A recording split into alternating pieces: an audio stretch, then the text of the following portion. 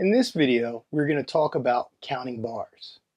I assume that some of you know the basic concept, or perhaps you already count bars when DJing. But I'm going to be on the safe side and give you a quick overview for those that are new to this. Music is divided into groups called measures. Measures are also called bars. Each bar contains a specific number of beats. These beats are the pulse of the song. The pulse is what we often bob our heads to when we listen to music.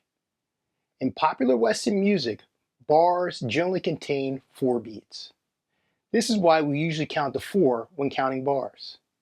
The ability to count bars is a great tool for scratch DJs to have in their skill set. I often count bars when I'm going to mix in a new song or when I scratch in a transition. Now that we got that covered, let's count some bars. 1, 2, 3, 4. We just counted 1 bar.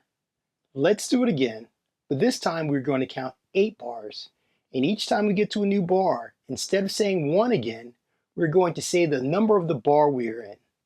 That means we are going to count 1, 2, 3, 4, 2, 2, 3, 4, 3, 2, 3, 4, 4, 2, 3, 4, 5, 2, 3, 4, 6, 2, 3, 4, 7, 2, 3, 4, 8, 2, 3, 4.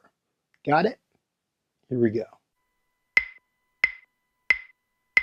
1, 2, 3, 4, 2, 2, 3, 4, 3, 2, 3, 4, 4, 2, 3, 4, 5, 2, 3, 4, 6, 2, 3, 4, 7, 2, 3, 4, 8, 2, 3, 4. There we go. We just successfully counted 8 bars. Did you notice anything interesting while you were counting?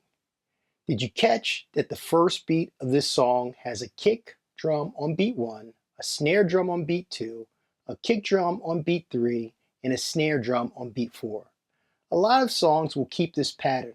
However, in this song, the 2nd, 4th, 6th, and 8th measures didn't have a kick on beat 1. We chose this song specifically for this video. Watch the next video to find out why.